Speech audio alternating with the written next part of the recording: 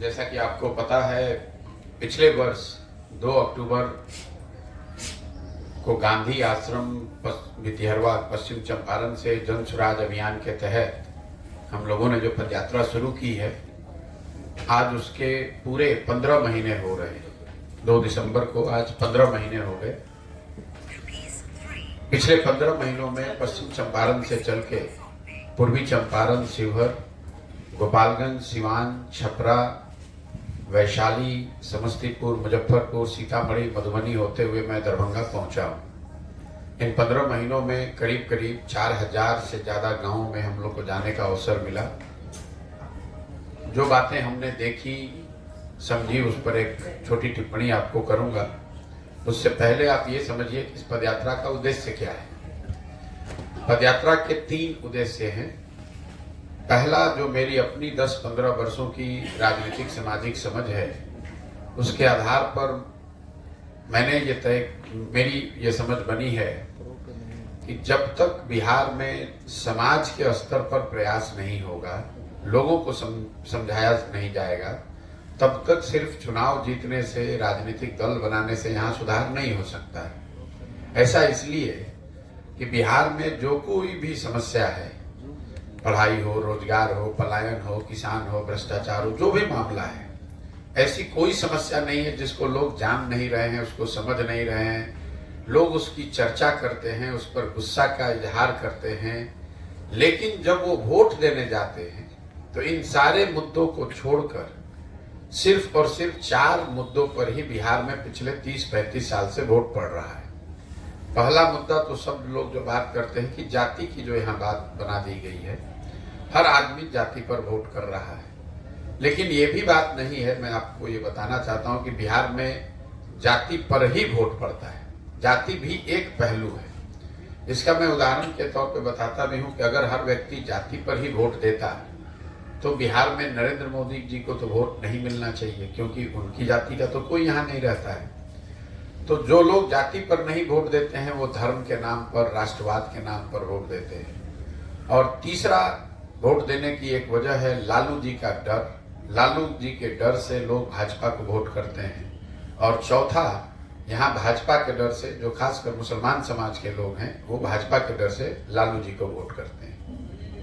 तो कुल मिला जुला के अगर 100 लोग बिहार में रहते हैं तो 20%, करीब 18 से 20% जो मुसलमान है, वो सिर्फ इस नाम पर वोट कर रहा है कि भाजपा के डर से उसको, लालू जी को वोट करना है। 20-25% आबादी ऐसी है जिसको भाजपा बिल्कुल पसंद नहीं है, लेकिन वो लालू के डर से जाकर भाजपा को वोट कर देता है। और जो 50% बच गया, उसमें जाति, धर्म, राष्ट्रवाद, प्रोग्राम सब कुछ उसी में है। तो मेरी अपनी समझ है कि जब तक लोग अपनी समस्याओं पर वोट नहीं करेंगे, तब तक चाहे आप किसी को वोट दे दीजिए, कांग्रेस को दे दीजिए, भाजपा को दीजिए, प्रशांत किशोर को दीजिए, लालू नीतीश को दीजिए, ये सुधार होने वाला नहीं। तो पदयात्रा का पहला उद्देश्य है कि गांव-गांव में जाकर बड़ी रैली सभा करके नहीं, लोगों को 100, 50, 200, 500 लोगों को बैठाकर इस बात को समझाया जाए कि आप अपने और अपने बच्चों के भविष्य के लिए वोट करिए।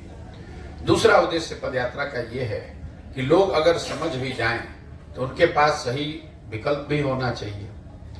उनको विकल्प के अभाव में गलत आदमी को, गलत दल को वोट न करना पड़े, इसलिए समाज की मदद से एक नया दल, एक नया विकल्प बनाया जाए। दल बनना है, इसको लेकर कोई संदेह नहीं है। ये घोषणा मैंने 5 मई 2022 को ही की है। जब पदयात्रा शुरू करने की घोषणा की, तभी घोषणा की है कि दल बनना है। फर्क बस इतना है कि वो दल कैसे बनना है। दल प्रशांत किशोर को नहीं बनाना है, कोई एक व्यक्ति, एक जाति, एक परिवार को नहीं बनाना है। दल बिहार के उन सारे लोगों को मिलकर बनाना है जो चाहते हैं, जो समझते हैं कि बिहार में एक नए दल, एक नए विकल्प की जरूरत है। हमारी भूमिका एक कुम्हार की है। जैसे अगर मिट्टी और चाक न हो तो घड़ा नहीं बन सकता है, लेकिन अगर कुम्हार के पास अच्छी मिट्टी और चाक मिल जाए, थोड़ा सा वो सहारा दे, तो अच्छा घड़ा बन सकता है। तो पदयात्रा का दूसरा उद्देश्य ये है कि बिहार में गांव-गांव, पंचायत, प्रखंड से ऐसे लोगों को ढूंढकर, चिन्हित करके निकाला जाए जिनकी राजनीतिक समझ थोड़ी कम हो, चाहे ज्यादा हो, वो फर्क नहीं पड़ता है। पैसा हो या न हो, ये फर्क नहीं पड़ता है। उनकी जाति की संख्या कितनी है, इससे फर्क नहीं पड़ता है। लेकिन उनमें बिहार को सुधारने का एक जज्बा हो, एक सोच हो। ऐसे लोगों को इकट्ठा किया जाए और वो सब लोग मिलकर उनको मदद की जाए ताकि वो दल बनाए। तीसरा उद्देश्य ये है कि अगर समाज में समझ हो जाए कि हमें अच्छे अपने भविष्य पर, बच्चों के भविष्य के लिए वोट करना है, सही विकल्प भी उनको मिल जाए, तब भी बिहार का विकास नहीं हो सकता है जब तक चुने हुए लोगों के पास बिहार को सुधारने की एक योजना न हो। तो वो एक सोची समझी जमीन की हकीकत को देखकर योजना बने। इसके लिए भी पदयात्रा का तीसरा उद्देश्य ये है कि बिहार के हर पंचायत का अलग अलग 8,500 पंचायतों का अलग अलग योजना बनाया जाए, ताकि उस पंचायत की परिस्थिति को समझकर ये योजना बने कि अगले 10 वर्ष में इस पंचायत में विकास कैसे किया जा सकता है। वहां सड़क नहीं है, वहां नहर का पानी नहीं है, वहां जल जमाव है, इन बातों के पर तो ध्यान देते ही हैं, लेकिन सभी पंचायतों में 3 विषयों पर निश्चित तौर पर योजना बनाते हैं। पहला, उस पंचायत में जो बच्चे हैं उनके पढ़ने के लिए अच्छी व्यवस्था कैसे की जा सकती है। दूसरा, हर पंचायत में 800 से 1200 नए रोजगार के अवसर कैसे पैदा किए जाएं ताकि पलायन रुके। और तीसरा, यहाँ जो खेती किसानी करने वाले लोग हैं उनकी खेती को खाने वाले खेती से कमाने वाले खेती की दिशा में कैसे ले जाया जाए, ये हर पंचायत के लिए बना रहे हैं। तो पदयात्रा के यही 3 उद्देश्य हैं। लोगों को ये बताना कि आपका जीवन तब सुधरेगा जब आप अपने और अपने बच्चों के भविष्य के लिए वोट देंगे। लोग मजबूरी में गलत आदमी को विकल्प के अभाव में वोट न दें, इसलिए समाज की मदद से एक नया दल बनाना। और तीसरा, बिहार को के समग्र विकास के लिए अगले 10 साल की हर पंचायत की एक योजना बनाना।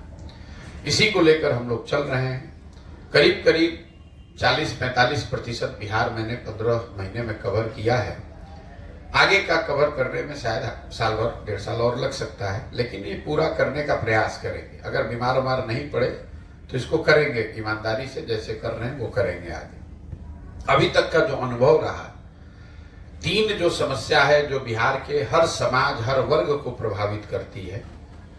पहली है समस्या बेरोजगारी और पलायन की। मुझे लगता है कि बिहार में आज ये सबसे बड़ी समस्या है।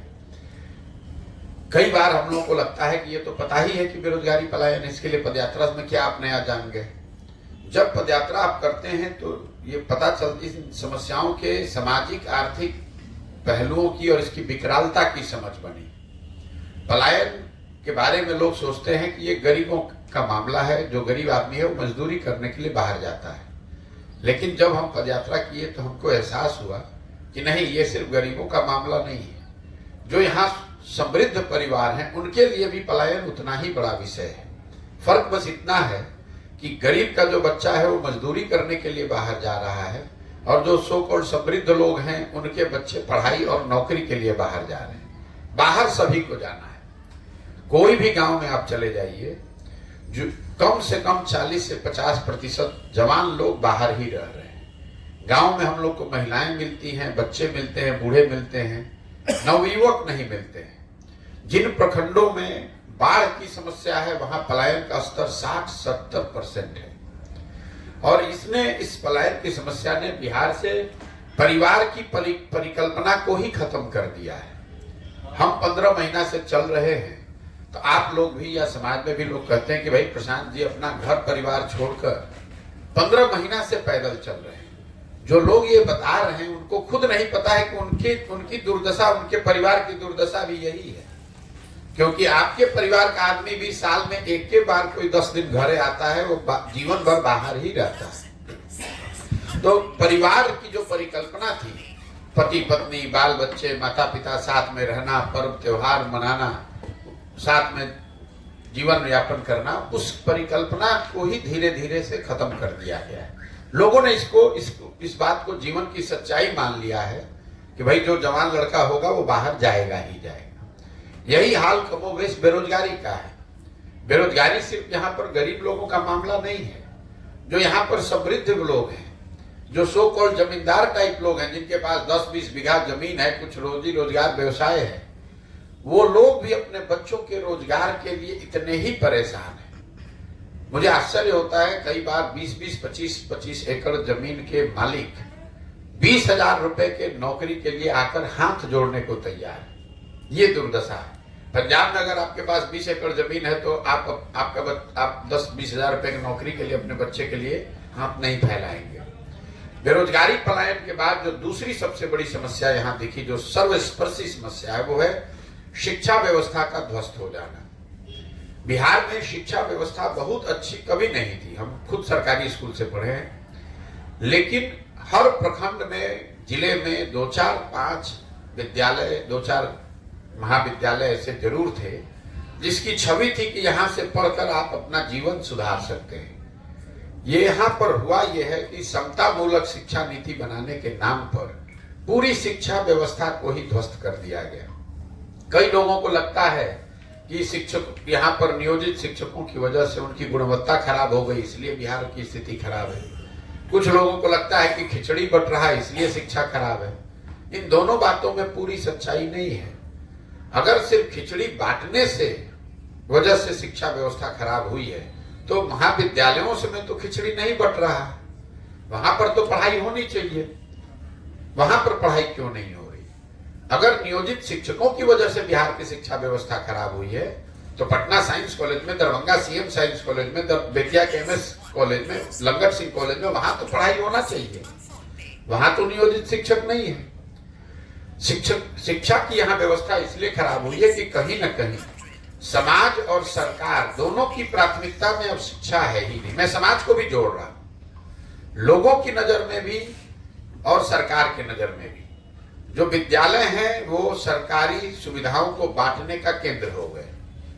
विद्यालयों से खिचड़ी और साइकिल बंट रहा है और महाविद्यालयों से, कॉलेज से डिग्री बंट रही है। पढ़ाई दोनों में कहीं नहीं हो रही है और समाज में, सरकार में किसी को इसकी चिंता नहीं है।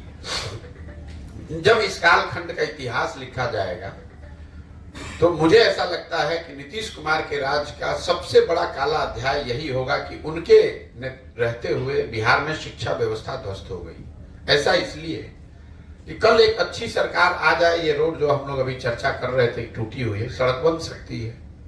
नहर में पानी नहीं है, कल नहर में पानी आ सकता है। लेकिन 2 पीढ़ी के लोग जो इस ध्वस्त शिक्षा व्यवस्था से पढ़कर निकल गए, अब चाहे किसी की सरकार बन जाए, उनका जीवन अब सुधरने वाला नहीं है। तीसरी जो सबसे बड़ी समस्या मुझे देखने को मिली वो है किसानों की बदहाली। एक पंक्ति में अगर मैं कहूं तो बिहार में पहले खेती किसानी करने वाले लोगों की समझ थी कि अगर आप 4-5 बरस खेती कीजिएगा, पेट काटिएगा, कुछ पैसा बचाइएगा तो 1-2 कट्ठा जमीन लोग खरीदते थे।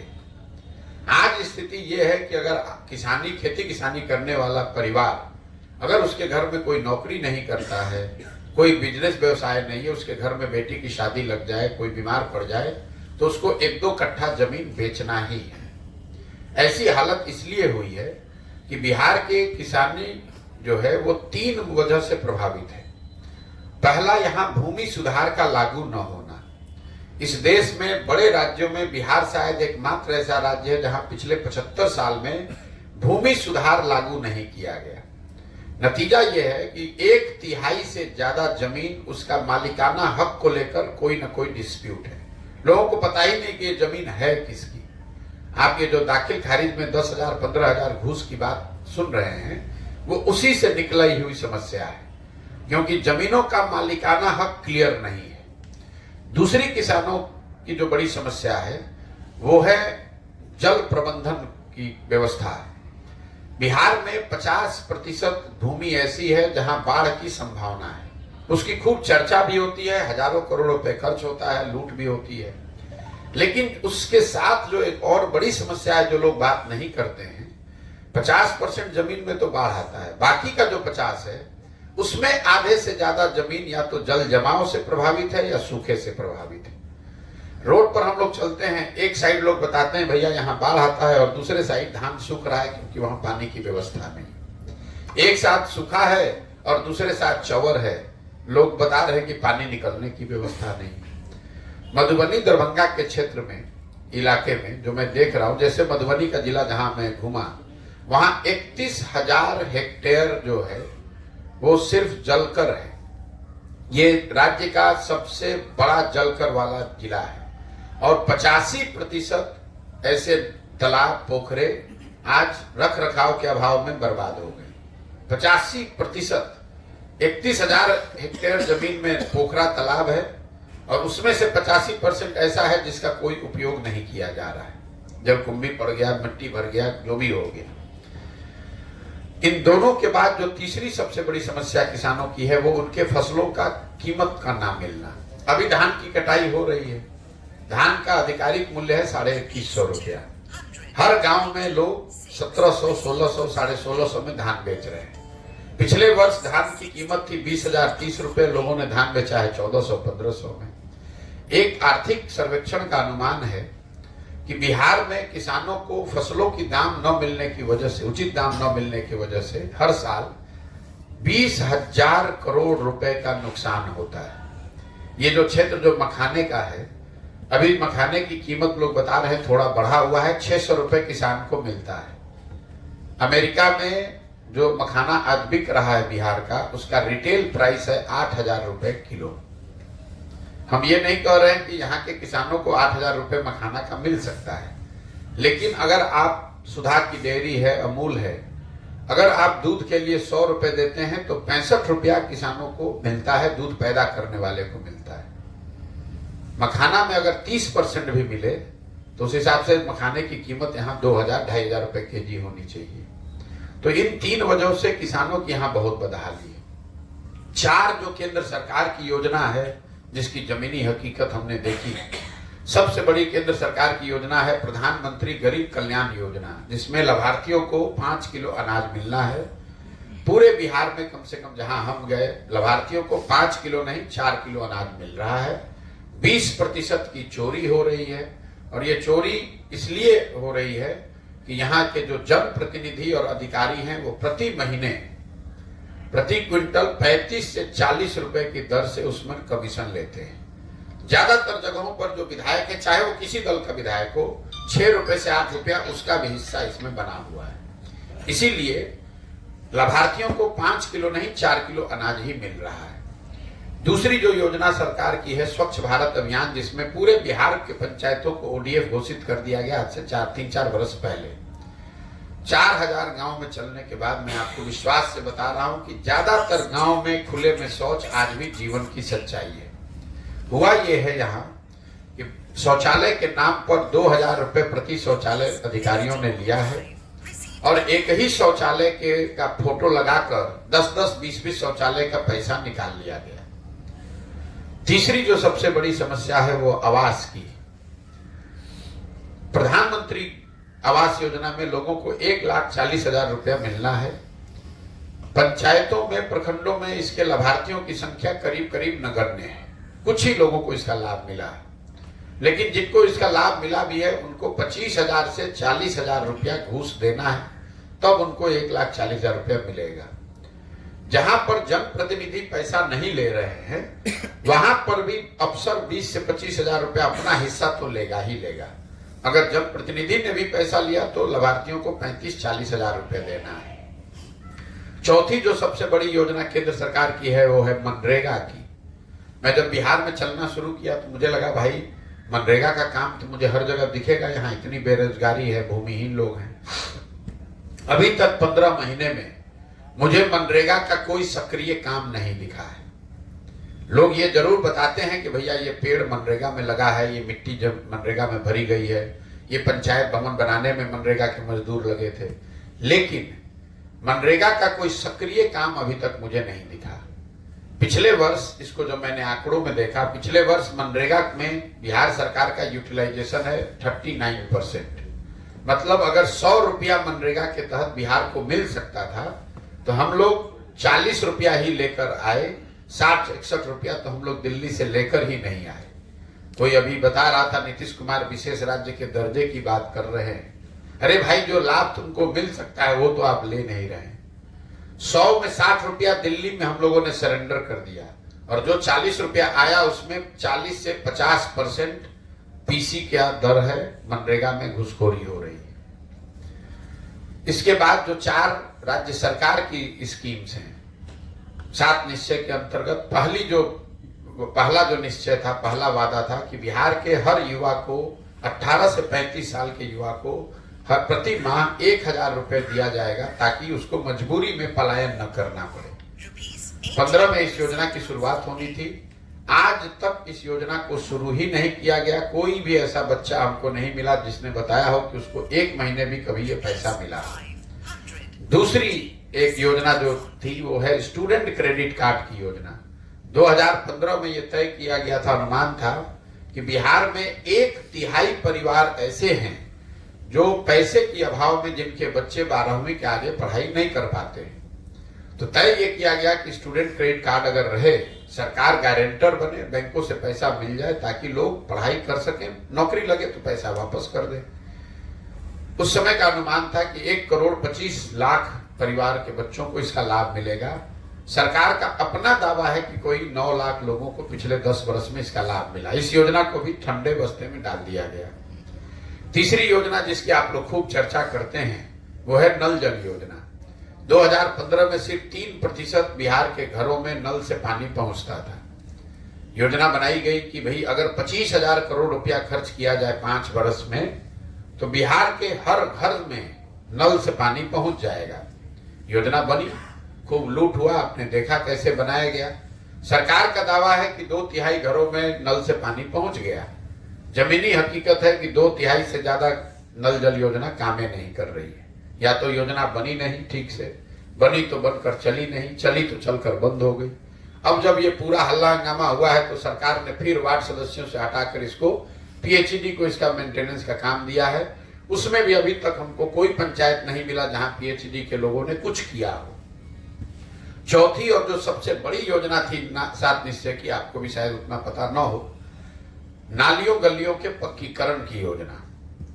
ये अनुमान लगाया गया 2015 में कि अगर 80,000 करोड़ रुपया खर्च किया जाए 5 वर्षों में तो बिहार के हर घर से जो नाली निकलती है उसका पक्कीकरण हो जाएगा।